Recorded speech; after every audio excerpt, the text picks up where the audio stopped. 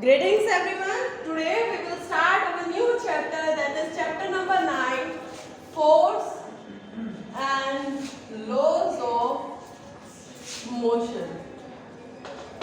Force क्या होता है? Force. अब हमारे चैप्टर में शुरुआत हो चुकी है कि फोर्स अगर आप कहो तो फोर्स होता है एक तरीके का बल लगा। अगर मैं मान लीजिए, अगर हम बात करते हैं कि अगर मुझे किसी की भी पोजीशन को चेंज करना, मान लीजिए ये चेयर है आपके सामने, अगर पोजीशन में है, अगर मुझे इसको इसकी पोजीशन से हटाना है तो ये अपने आप कुछ नहीं है, कोई भी चीज अपने आप नहीं होती। अगर मुझे इसको उठाना है तो मुझे इसको फोर्स लगाकर एक स्थान से दूसरे स्थान पर रखना पड़ेगा। तो आपकी बुक में भी स्टार्ट हो चुका है बेटा कि आपने कई बार देखा ही होगा कि जब भी हम किसी भी ऑब्जेक्ट को एक जगह से दूसरी जगह पर मूव करते हैं तो we should have apply the force. बिना फोर्स लगाए हम उस ऑब्जेक्ट को एक जगह से दूसरी जगह पर मूव नहीं कर सकते। अगर मुझे डोर क्लोज करना है तो मुझे तब भी फोर्स लगाना पड़ेगा। अब आप कहोगे कि मैम हवा से भी तो दरवाजा बंद हो जाता है, तब हम तो फोर्स नहीं लगा रहे, लेकिन उस दरवाजे पर फोर्स लग रहा है। बेशक हम नहीं लगा रहे बेटा उस दरवाजे पे फोर्स, एयर लगा रही है तब भी फोर्स लग रहा है। अगर आप देखते हो मैं एक बॉल है, बॉल को थ्रो कर रही हूँ, तो कुछ देर वो मोशन में आने के बाद रुक जाती है। क्यों? क्योंकि उसके ऊपर अपोजिट, मतलब कोई भी चीज अगर मूव कर रही है तो उसके ऊपर जो अपोजिट फोर्स लग रहा है और वो कौन सा है? Frictional force. बेटा मैं यहाँ पर आपको फोर्स को एक्सप्लेन करना चाह रही हूँ, टाइप्स को नहीं बताएंगे, क्योंकि ये टाइप्स वाली बातें ये सारी आप लोअर क्लासेस में थोड़ी बहुत पढ़कर आए हो कि फोर्स कई तरह का होता है। फ्रिक्शनल फोर्स हो सकता है, ग्रेविटेशनल फोर्स हो सकता है। ग्रेविटेशनल फोर्स कैसे, मैं छोटा सा लॉजिकली आपको बता देती हूँ। मैंने ये पेन है, पेन को ड्रॉप किया तो पेन को जैसे ही मैंने छोड़ा वो हमेशा नीचे की तरफ ही गिरा, ऊपर क्यों नहीं गया? क्योंकि ग्रेविटी बाय द अर्थ होती है, तो अर्थ उसको हमेशा नीचे की तरफ खींचती है। रुकता क्यों नहीं है वो उसी पोजीशन पे? क्योंकि उसको कोई फोर्स लगा रहा है, उसको अपनी तरफ कोई खींच रहा है। तो we have various types of forces कि फोर्स कितने तरह की होती है। सबसे पहले हम बात करते हैं फोर्स क्या होती है। पुश और पुल, पुश और पुल, या एक और वर्ड यहाँ पे ये यूज करता है फोर्स को डिफाइन करने का, ऐसा कोई वर्ड नहीं है। पुशिंग, हिटिंग और pulling of object, which pushing, pulling और hitting of object to change its position. ये बात याद रखना, ये आगे तक यूटिलिटी में आएगी कि पोजीशन अगर कोई फोर्स चेंज करती है तभी वो फोर्स में काउंट होती है। अगर मैं किसी के ऊपर फोर्स लगा रही हूँ और वो पोजीशन चेंज कर रहा है तो ये मेरी फोर्स कहलाती है। तो फोर्स कोई पुश हो सकता है, पुश का मतलब होता है धक्का देना, पुल का मतलब होता है अपनी तरफ खींचना। मैं इस चेयर से ही आपको एक्सप्लेन कर रही हूँ, अगर मैं चेयर को आगे की तरफ धका रही हूँ तो पुश, और अपनी तरफ खींच रही हूँ तो पुल कहलाता है। हिटिंग का मतलब क्या होता है? किक करना, किक करना, वो क्या है? हिटिंग। तो किसी भी ऑब्जेक्ट में अगर हम ये अप्लाई करते हैं to change its position, motion में लाने के लिए अगर हम किसी को पुश, पुल या हिट करते हैं, that is called the force, that is called the force. And from the lower classes you have learned about so much type of forces, जैसे आपने gravitational force पढ़ी होगी,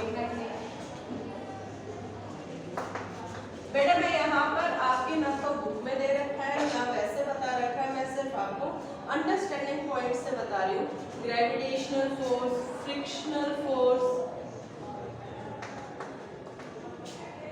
काफी तरह की आपकी फोर्सेस होती है। मैकेनिकल फोर्स जैसे हम ह्यूमन बीइंग लगाते हैं, that is the mechanical force.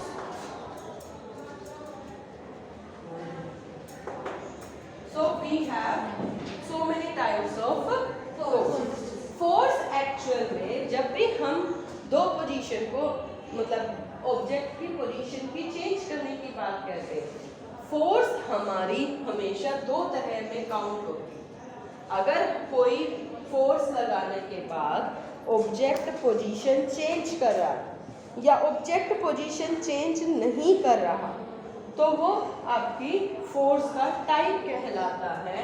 वो क्या है बेटा? बैलेंस्ड फोर्स और अनबैलेंस्ड फोर्स। बैलेंस्ड फोर्स और unbalanced force. I will show you this with the help of an activity. I will just show you with the help of the activity. Any two students come forward? Yes, you both. What you have to do?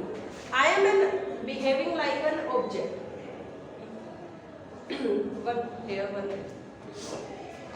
If you push me, you applying the force on me, and you applying the force.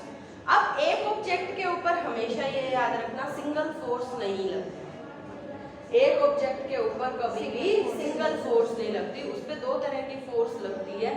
एक जो आप लगा रहे हो, एक उसको रोकने वाली। तो अब मैं आपको बता रही हूँ, दो फोर्स लग रही है, आप दोनों मुझ पे इक्वल फोर्स लगाओ। इक्वल, ज्यादा मत खींचना, इक्वल फोर्स लगाओ। अगर दोनों की फोर्स अपनी तरफ खींचने की इक्वल है, शो मी क्लिक, इक्वल है, then object will not move. मैं मूव नहीं करूंगी। आपने देखा होगा ना टग ऑफ वार में क्या होता है, रस्सी को जब खींचते हैं, अगर दोनों तरफ से फोर्स इक्वल लग रही है और वो ऑब्जेक्ट मूव नहीं करता, तो वो क्या कहलाती है? Balanced force. वो फोर्स क्या कहलाएगी? Balanced force. और अगर एक कोई मुझे पुश करता है, you will make the force, ये she will push and then object will move. यानी एक ने जो फोर्स लगाई है वो दूसरे के कंपैरिजन में कम या ज्यादा है, then the object will move. तो ये क्या कहलाती है? Unbalanced force. And the object जब मूव करेगा हमेशा वो अनबैलेंस्ड फोर्स पे ही मूव करता है। अब देखो, मैं ये चेयर को पुश कर रही हूँ, अब मैं जो फोर्स लगा रही हूँ वो मेरी मैकेनिकल फोर्स है, और जो इसको रोक रहा है, आपको दिखाई नहीं देगा कि मैंने तो जब दो गर्ल्स को बुलाया था उन्होंने शो कर दिया दो तरह की फोर्स को, लेकिन इसके ऊपर बेटा नीचे जो फ्रिक्शन है, जो घर्षण जिसको आप लोअर क्लासेस में पढ़ते आए हो, फ्रिक्शन है, वो अपोज कर रहा है। अगर मैं इसमें फोर्स लगा रही हूँ और ये ऑब्जेक्ट मूव कर रहा है, यानी the force applied by me is more than the frictional force. जो फोर्स मैंने लगाई है वो फ्रिक्शनल फोर्स से ज्यादा है, इसीलिए ये ऑब्जेक्ट मूव करा, यानी अनबैलेंस्ड है ये फोर्स। अगर मैं बात करती हूँ, अगर मैं इसको धक्का लगा रही हूँ, बताओ क्या ये मूव कर रहा है? कर रहा है बेटा? नहीं। क्यों?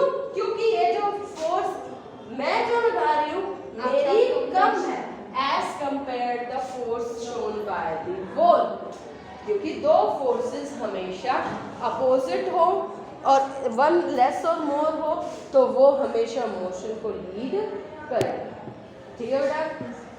तो फोर्सेस हमेशा याद रखना, आपकी दो तरह की फोर्सेस है, बैलेंस्ड और अनबैलेंस्ड फोर्स। अब मान लीजिए आपका हैवी बेंच है और उसको मैं खींचने की कोशिश करूँगी, नहीं खींच पाऊंगी क्योंकि फ्रिक्शनल फोर्स ज़्यादा है। अगर इस तरफ मैं इस तरफ खींच रही हूँ तो फ्रिक्शनल अपोजिट डायरेक्शन में खींच रही है। अगर मैं ऐसे धक्का लगा रही हूँ तो वो चीज़ आसानी से।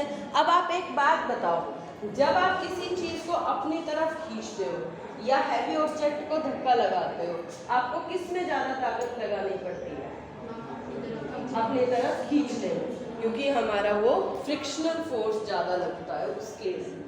तो हमारा फोर्स लगाना, किसी ऑब्जेक्ट को मूव करने के लिए पुश या पुल करना ही फोर्स कहलाता है।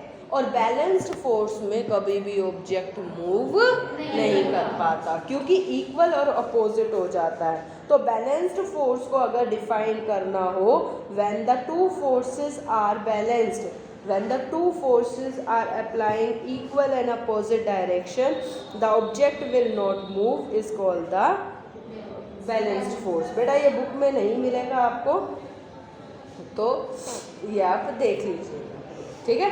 बुक में एक्चुअल में ये आपको ढूंढना पड़ेगा। आपको जैसे एक्टिविटी के पार्ट पे दे रखा है, अगर चाहते हो तो मैं ये बुक को रीड कर देती हूँ, अगर नहीं चाहते तो वैसे आप ये देख सकते हो। मान लीजिए ये एक टेबल है, टेबल पे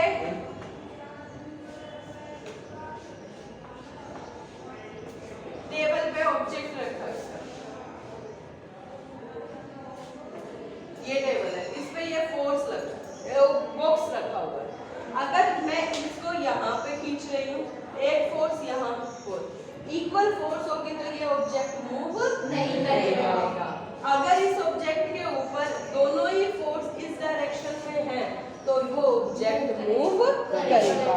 यानी इक्वल और अपोजिट डायरेक्शन में फोर्स होगी तो वो बैलेंस्ड होगी, ऑब्जेक्ट मूव नहीं करेगा। क्लियर है? तो ये हो जाता है आपका फोर्स की understanding.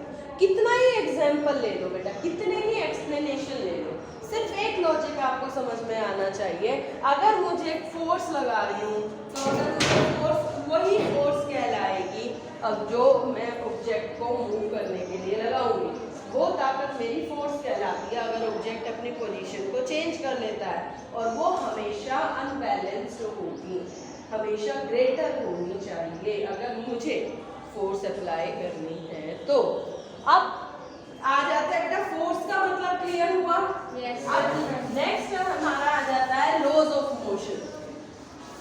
Laws of motion, laws of motion बेटा न्यूटन ने दिए थे ये laws of motion. We have 3 laws of motion, first law, second law and third law. सबसे पहले हम जो थोड़ा ही करेंगे आज, ज़्यादा नहीं करेंगे, ज़्यादा में तो बेटा ये ऑलमोस्ट कवर हो जाएगा चैप्टर। छोटा चैप्टर है, ज़्यादा बड़ा नहीं है, अंडरस्टैंडिंग ज़्यादा। अब आप ये देखो, ये डस्टर है, क्या ये मूव कर रहा है? क्यों? हाँ, रेस्ट पोजीशन। अब आप एक बार स्कूटी ऑन की, साइकिल ड्राइव करनी शुरू, आप जब तक ब्रेक अप्लाई नहीं करते तब तक वो स्कूटी मूविंग पोजीशन में रहेगी। जब कब तक रहेगी? जब तक हम, अगर ये डस्टर रेस्ट में कब तक रहेगा? फोर्स अप्लाई नहीं करते। अब फर्स्ट लॉ हमारा यही है। फर्स्ट लॉ, पहला सिद्धांत मोशन के रिगार्डिंग ये कहता है, अगर कोई ऑब्जेक्ट रेस्ट में है तो रेस्ट में रहेगा, मोशन में है तो मोशन में ही रहेगा जब तक उसके ऊपर एक्सटर्नल फोर्स अप्लाई ना हो। बिल्कुल क्लियर कट है कि अगर कोई ऑब्जेक्ट, अब ये चेयर यही है तो यही रहेगी ना, इसके पैर थोड़ी लगे हुए हैं, ये अपने आप चलने लग जाएगी। बोलो, चलेगी ये चेयर अपने आप? नहीं। अगर मैं यहाँ पे खड़ी हूँ तो मैं खड़ी ही रहूंगी जब तक मेरा इंटरनल अलाउ नहीं करेगा। मैं अपने आप से नहीं सोचूंगी, यानी मैं अपने आप में फोर्स लगाऊंगी ना, और मैं इसको पकड़ के खींचूंगी तभी तो ये अपनी पोजीशन चेंज कर रही है। तो फर्स्ट लॉ ये कहता है, एक ऑब्जेक्ट अगर रेस्ट में है तो वो रेस्ट में रहना पसंद करेगा, अगर मोशन में है तो मोशन में रहना पसंद करेगा जब तक उसके ऊपर कोई एक्सटर्नल फोर्स ना लगे। और जब तक एक्सटर्नल फोर्स नहीं लगेगी तब तक वो इज इट क्लियर बेटा? सो this is all about the first law of motion. आपका लिखा भी हुआ है। तब तक कौन सी फोर्स होनी चाहिए? Unbalanced force. बैलेंस्ड फोर्स में वो तब भी मूव नहीं करेगा जब तक हम उसके ऊपर अनबैलेंस्ड फोर्स नहीं लगाते। मैं आपको लिख के भी दे रही हूँ। फर्स्ट लॉ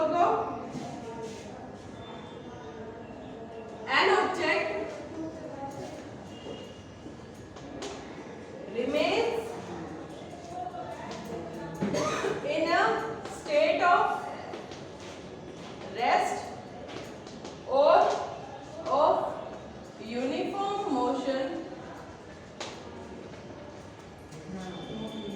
बेटा ये लिखना है सारा। In a straight line unless compelled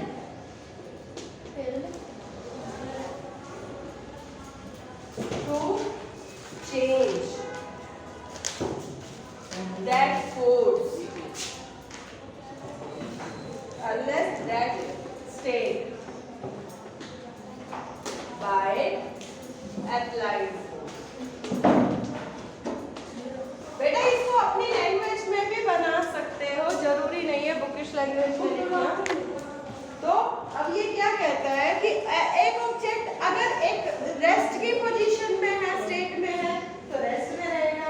in a state of uniform motion in a straight line है तो uniform motion in straight line में रहेगा। अनलेस कब तक, जब तक कंपेल, उसके ऊपर प्रेशर मतलब कंपेल लगाया ना जाए। क्या? Compel to change that state, जब तक उसको ऊपर कंपल्शन ना हो जाए कि तूने स्टेट चेंज करनी है बाय अप्लाइड फोर्स। अगर कोई ऑब्जेक्ट रेस्ट में है तो रेस्ट में रहेगा, मोशन में है तो मोशन में रहेगा। कब तक रहेगा? जब तक उसके ऊपर फोर्स अप्लाई नहीं होती। So this is the laws of motion, first law of motion. And इसको एक और नाम और दिया जाता है, law of inertia. Inertia, law of inertia, ये भी नाम क्यों दिया जाता है?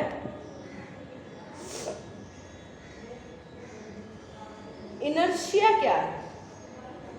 अब इनर्शिया बाय ऑब्जेक्ट होता है। Inertia bye